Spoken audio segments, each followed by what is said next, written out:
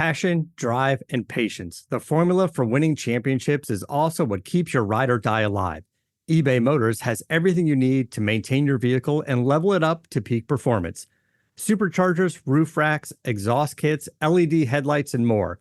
Whether you're into speed, power, or style, eBay Motors has you covered. With over 122 million parts for your number one ride or die, you'll always find exactly what you're looking for. And with eBay Guaranteed Fit, your part is guaranteed to fit your ride every time or your money back. Because with eBay Motors, you're burning rubber, not cash.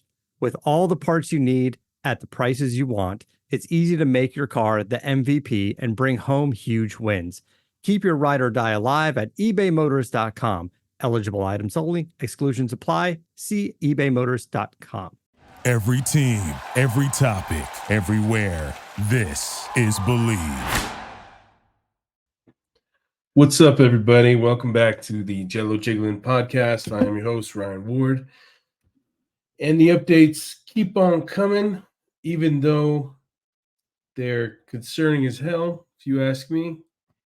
I don't know what the hell this team is doing. And I hope some of you are with me on that, because I'm starting to feel like I'm a little bit nuts, because I don't understand the logic of bringing in JJ Redick as your head coach after firing Darvin Ham and Frank Vogel consecutively.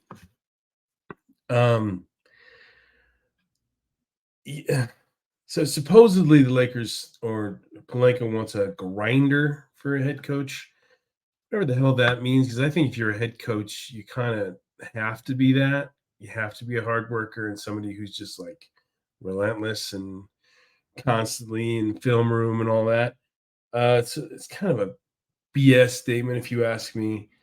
A few other coaching candidates have emerged, but I think they're all kind of like, I don't know if smoke screen's the right word, but like just they're not real candidates, right? So we got supposedly Redick, James Borrego, and Sam Cassell are the leading candidates. And then there's Mike Nori, Sean Sweeney, David Adelman, and Chris Quinn. How many of those guys are actually legit, or are actually going to get an interview, or actually are like being seriously considered? I mean, obviously remains to be seen, but it just all signs are pointing toward JJ Redick. And I think the development on Tuesday kind of really pushed it in that direction, because I was, ironically, this is going to sound like, like, oh, I heard it and I'm playing it off. But yesterday when I was writing down these notes for this podcast, this is before this report came out, I did see, I think I was searching through Netflix or something, and I saw the Redeem Team doc again, and there was Coach K, and I'm like, why the hell not go after Coach K? Like, he's always wanted to, or not, I don't know if he's always wanted to make the jump to the NBA level, but if there's anybody from the college coaching ranks that has been able to kind of control a roster chock full of egos, it's been Coach K, with Team USA. I mean, they all respected him. They all loved him. So why not take a shot? I know somebody told me today, because I said something on Twitter, and somebody's like, oh, yeah, let's bring in a 77-year-old. I'm just like, well, okay, well, let's bring in a 39-year-old with no coaching experience. They just don't. So age is going against Coach K now. I mean, I know that's pretty old, but if you think about it, this is only for a final run with LeBron, which is going to be, I mean, you keep hearing conflicting reports, 2 years, 3 years, whatever. And then I've seen someone said 5, possibly. But like realistically, 2 years is probably right on the nose. I mean, what a way to go out for Coach K, come to the Lakers, help guide them to a title, or even, just super competitive run. He gives a shot at the NBA, did the, kind of last hurrah. I mean, his legacy's already set in stone. I don't think he's going to ruin it by coming in. I mean, some, opinions may differ there, but I just, I thought that was an interesting candidate. Why not? I mean, he's the most qualified. He's definitely proven he's a winner. Not on the NBA level, but neither is JJ Redick or any of these assistants getting mentioned. None of them have shown any success on their level outside of being an assistant to really good coaches. Why not, dude? Why not throw the bag at Coach K? Even though the Lakers are infamous for not paying head coaches, you're making a ton of money off LeBron James, and that's what's going like unseen here is or unspoken is they make a ton of money off of LeBron James, regardless if he's past his prime or not. That's why they want him back, because then you just cha-ching, cha-ching, cha-ching, jersey sales, butts in the seats, always on ESPN, and it's always a topic of discussion, even though Lakers usually are regardless. It just goes to another level with LeBron. I mean, look, it's the off season. LeBron goes to a Cavs game yesterday, sits courtside, by the way, so he wanted to be seen. Anybody who says any different is not paying attention. If you don't want to be seen, there's suites. There's suites that these teams will give you, right? Especially Cleveland, where he's a god. He wanted to be seen, okay? Anybody tells you any different, it's full of crap. He wanted to be seen. I personally, I think, I mean, everybody's trying to like figure out what his agenda was. I think what it was is maybe he truly is undecided on what he wants to do. And he wanted to go back to Cleveland to see if he's still beloved the way he was when he left, right? Because when you go there as an opponent, you're not going to get that full-on love fest, right? But you go there in street clothes, sitting courtside, and they do a friggin' highlight reel thing or whatever montage they had going there for him, and it's a standing ovation. I mean, LeBron, of all people, loves that. So maybe that's what he was, gauging. Like, hey, I'll go back. If I get boos, obviously I'm not going back to Cleveland. But if I get cheered, if I get revered, and maybe even Cleveland's like, hey, let's put together this reel. Like, let's really hype this up. Let's really, make LeBron feel welcome, and maybe he'll want to come back for another run. Because they're going to make a ton of money off it too. I mean, LeBron's cash cow. Whether he's winning or he's not, he's a cash cow. And it was the same with Kobe at the end of his career. I mean, whether he's winning or not, he's a cash cow. So the Lakers are going to milk the crap out of it, obviously. Which I personally, I mean, I've said this a bunch of times, but I think start from scratch, or let LeBron walk, and just stop like focusing. I mean, I can't believe a guy who's going to turn 40 in how many months in December is getting all these things. Like, his son is going to get drafted. He's barely an NBA player, if you ask me. Even if I don't even know if he is an NBA player. I mean, how do you come off the bench averaging 4.8 points in at USC, and all of a sudden you're getting all this attention as a potential first-round draft pick? I mean, I know that might be a stretch, but I mean, he did the 3-point shooting drill or whatever, which I never even heard of until this happened. Individual drills, which they're like, I mean, they didn't show any other drills that he did. Just showed that he had a vert, like a 40-inch vert, which is impressive for a 6'1" guy. But he's undersized. He's a small guy. He's I just don't. I'm blown away, man. I'm blown away by how much things can get hyped up. Like, it's like just shining, something that doesn't deserve any shine to it. Like, let the kid play it out. Like, they're pumping him up like he just won the 3-point contest in the NBA, right? Or he just like out-dueled Steph. I'm frustrated with it because a lot of people just buy into the crap. It's like off season. It's like all about kind of shaping narratives and like trying to convince fans of one thing or another, right? In order to justify decisions. like this whole Coach K thing, them bringing him in to help with the coaching search, I think is strange. Why? I mean, since when did he have a relationship with the team? For one, uh, maybe he's got. I mean, it could be just a favor. He could be getting paid for this. He should be getting paid for this, right? Because it elevates the coaching search and it makes, JJ Redick the favorite, I would say. Direct connection, Duke University, direct connection. I'm sure those two love each other. And Coach K is probably gonna do all he can to get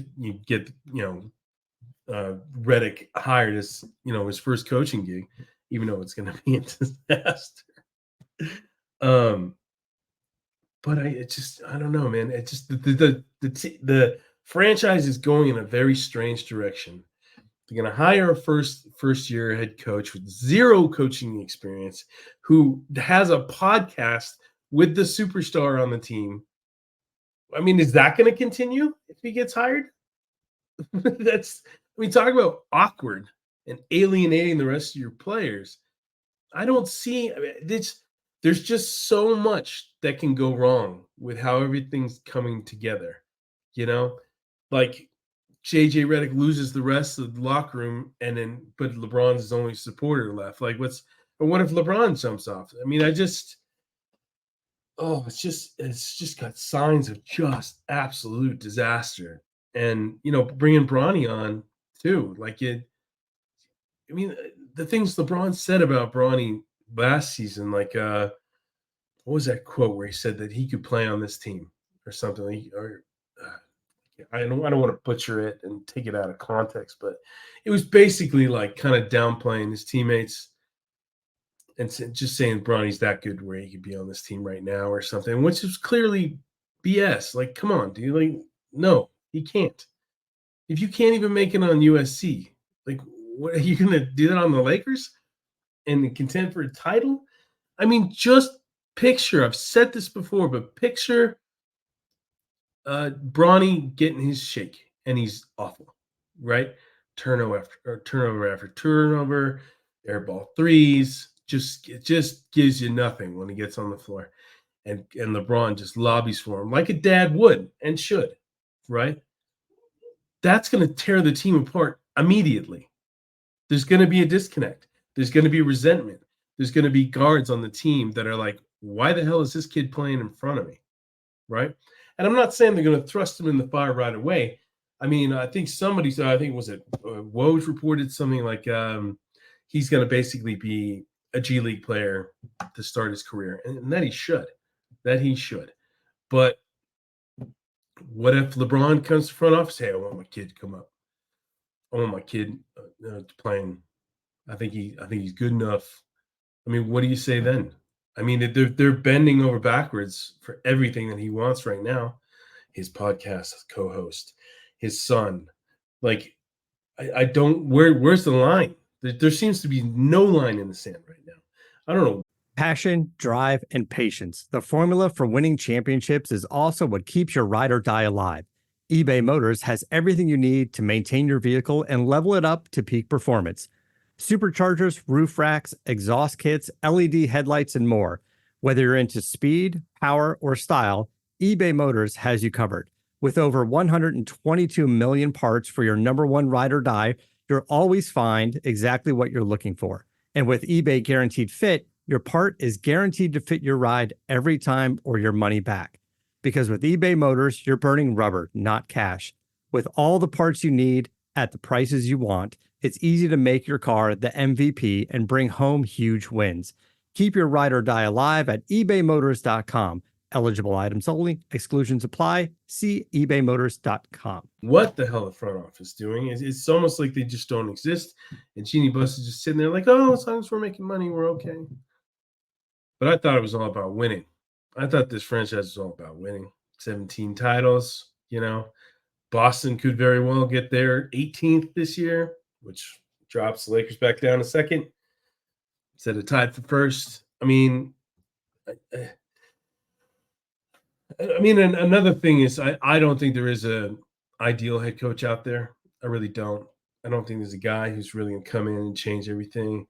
But you never know. I mean, some of these guys are all assistants, right? You give them a shot, and you might get the next Dagnall or however you say his name for OKC, or Chris Finch, or one of these up and comers that just needed a shot. Maybe that guy is Borrego or Sweeney or Nori or Adelman, Quinn, Cassell. I mean, I don't know.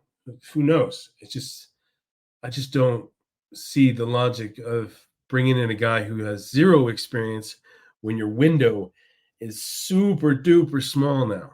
They basically got 1 year. They got 1 year to make this work, right? I don't care how long LeBron signs for, because if it doesn't work again, you got to think about AD. What is AD going to be thinking? Like, I am just playing for the Los Angeles LeBrons, right? Get me out of here. Let me go back home to Chicago, right? And you think Chicago's going to say no if they come calling? And the Lakers want Caruso and DeRozan and a huge trade package, but they've got a star that they can build around. Like, why wouldn't they? Who's the hometown boy? Why not? Like, there seems to be. I mean, I know I'm being a pessimist, and I struggle with that at times. At least while the team has been struggling and like not living up to expectations, and I just hear the same excuses every year. Oh, we were never whole. It's injuries the problem, or the head coach sucks, so let's fire his ass. There's no accountability with this team. It's just like, oh, well, we'll just bring in another star. How'd that work with Russell Westbrook? You're gonna bring in Trae Young. How's that gonna work? You think Trae is the missing piece to the puzzle? And Trae just switched representation. He went from clutch to CAA. So now that might not even be possible. He might reluctantly come to LA, and that would be even worse, right? And then there's Mitchell, Donovan Mitchell, who I think he's playing pretty well in the playoffs right now. But does he want to come to LA and be the third guy when he's number one in Cleveland? I don't know, man. I just don't see a path for success. And if that's the case, then you got to start thinking about the other direction, a rebuild, or just stop having one guy control the franchise, a 40-year-old controlling the franchise. And for all we know, LeBron is one more injury away from just not being able to do it anymore. And then I would say, if history is any indication, that is true, right? I mean, once Kobe blew out his Achilles, he was never the same. He had flashes of brilliance, but it was never the consistent Kobe that we were used to. It just happens late in careers when there's just a ton of miles, and no one has more miles on their body than LeBron James. I get frustrated because I feel like it's so obvious, right? It's so in your face. Like, this is not going to work out the way you think it is. And I could be dead wrong. I'll always admit the fact that I could be wrong, because otherwise I'd just be some other prick on a podcast who thinks he knows it all. I don't know it all, right? I have been proven wrong in the past. And I'm totally fine with that fact. It's just my opinion, from all my years of covering, from my love of basketball, from me seeing things, like for just logic purposes. That's the way I feel. And I'm sorry if it pisses some of you off, but that's the way I feel, man. Maybe the older I get, the more pessimistic I get. But maybe it's just because I've got a little bit more experience, and I'm seeing things that have happened in the past, and I don't want them to repeat, or giving too much control to one person can be disastrous, right? It's a team. It's not a one-man show. It's a team. Like, go forward with that mentality. It's not a foreign concept. I just wish I would knew what they were doing, because I think, a lot of people are tricking themselves into thinking, oh, well, they're one piece away and they're title contenders all over again. I don't think so. The West is really, really good, and I think they're only going to get better. OKC is for real. It seems like Dallas is for real. Minnesota's definitely for real. Denver is still for real. Like that's 4 teams right there that are way better than the Lakers right now. Maybe not Dallas way better, but still pretty damn good and have more. They're headed in the right direction. I don't see the Lakers headed in the right direction. I just see more of the same mistakes being made over and over again. And I think that it's just kind of money driving it. And they're trying to play it off like they're trying really hard to put a winner together, but I just don't see that. And like I said, I could be wrong. And maybe some player that we haven't even talked about or mentioned or has even been dropped in trade rumors all of a sudden emerges and wants to come to LA. It's happened before. It'll probably happen again in the future. I wouldn't be shocked by it. I wouldn't be we've only just started the off season, and this is how nuts it is already, so anything can happen. And I just want something positive to happen. Oh, and then Magic Johnson, crossed him off the list, apparently. He said he has no interest. He said no like 100 times to TMZ Sports when they asked if he would take the coaching job. What a relief that is. Magic went 5-11 when he took over. I think it was 94. And he was awful because I think that's a thing with great players. They don't have that skill to show you on a dry erase board what to do. They have to go out there with you, right? I think Jordan, I think Kobe, I think Magic. I think Larry Bird's the exception. For some reason, Larry Bird was able to do it. I'm surprised he didn't last longer as a head coach. I think he won Coach of the Year at least once. He was pretty damn good, but that just doesn't happen very often. Jerry West couldn't deal with it. He was just pulling his hair out. And Pat Riley was a role player. I think those role players excel, because they get a different mentality, I guess. Phil Jackson was a role player. You got these guys that, but I don't know, man. Make LeBron the coach, for Christ's sake. I think Byron Scott said that recently, and even though it sounded crazy at first, I'm like, what's the difference? What's the difference? You're bringing in, a guy who's basically just his buddy to be the head coach. It hasn't happened yet, but it just seems inevitable. I feel like in a week, 2 weeks, we're going to hear it because the Lakers trying to supposedly do everything within their power. And a quote came out, which I was like, oh my God, why would you even if that's true, why would you say it? Or why would you want it out there? Like I can't remember the exact quote, but it was something like this. They'll do quite literally everything and anything to get him to come back. That's basically on your knees begging a 40-year-old to come back and lead your team. I just think they're just hearing, cha-ching, cha-ching, cha-ching, rather than win, win, win. And it's sad state of affairs. I hope I'm wrong. But it doesn't feel that way in my gut.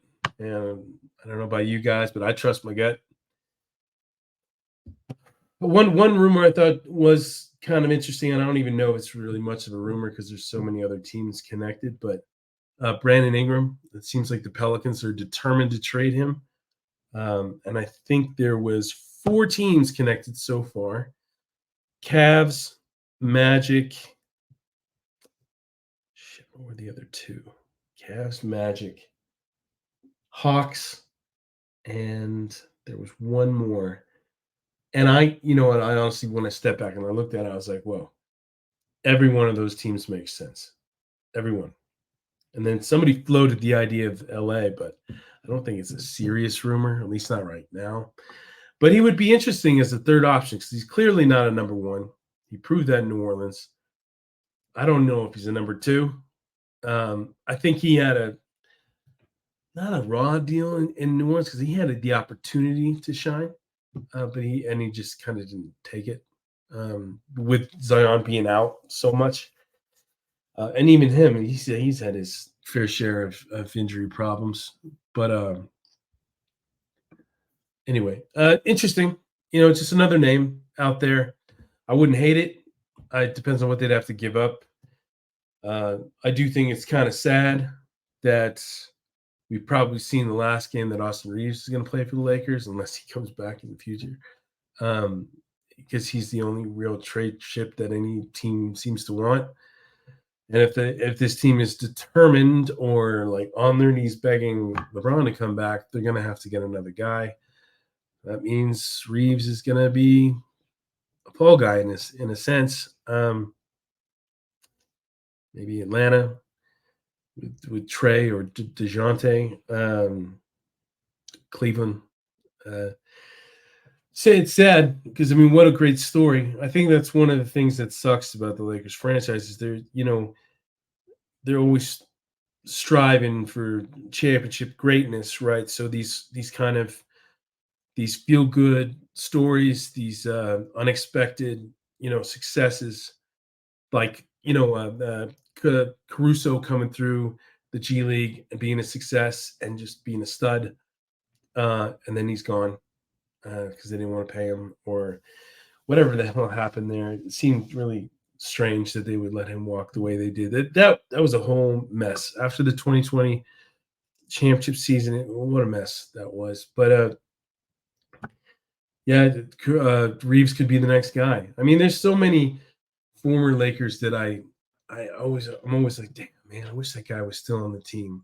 Like Josh Hart's one rebounding machine for a 6'4" guard who just got nothing but, his last name tells it all. He's nothing but heart, nothing. And you got to have those guys to win championships, right? Those glue guys, those guys that are going to pump you up and give you that added energy when all the guys are down. Larry Nance Jr. is another one. Ingram is another one. Caruso, definitely. Just sad, sad that these guys have to move on. Jordan Clarkson. None of these guys are like superstars or anything, but they just like they fit. If you put them back together, they fit a very, very, very good team, right? If you have a 1 star or 2 stars or whatever.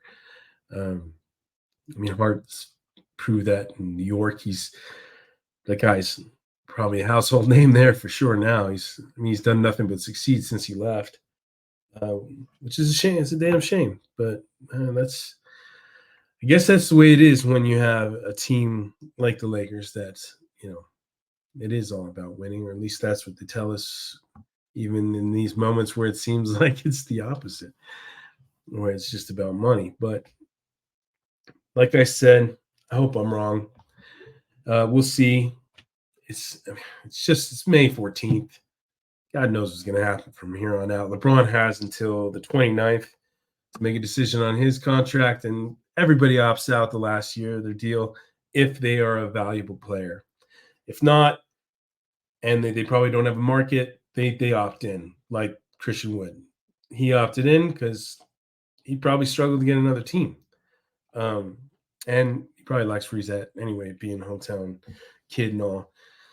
But there's a lot coming down the pipe.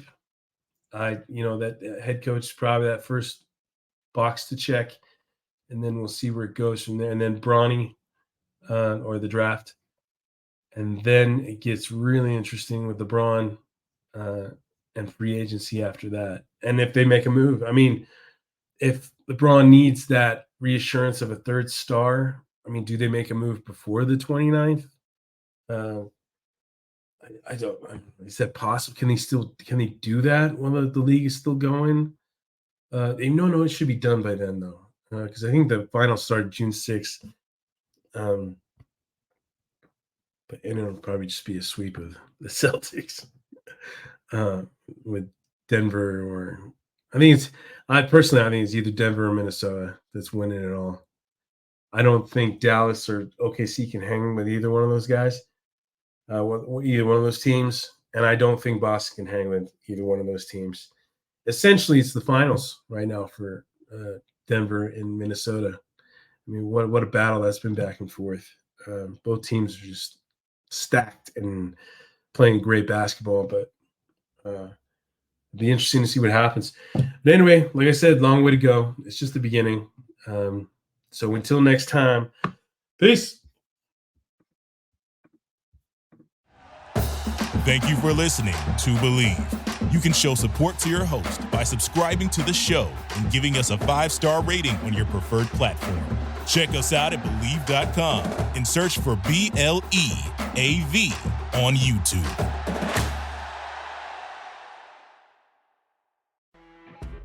You know when you're listening to a true crime story that has an unbelievable plot twist that makes you stop in your tracks? That's what our podcast, People Are the Worst, brings you with each episode. I'm Rachel. And I'm Rebecca. We're identical twins who love true crime cases that make you say, didn't see that coming, and we hate the people responsible for them. Listen to People Are the Worst now on Apple, Spotify, or wherever you get your podcasts.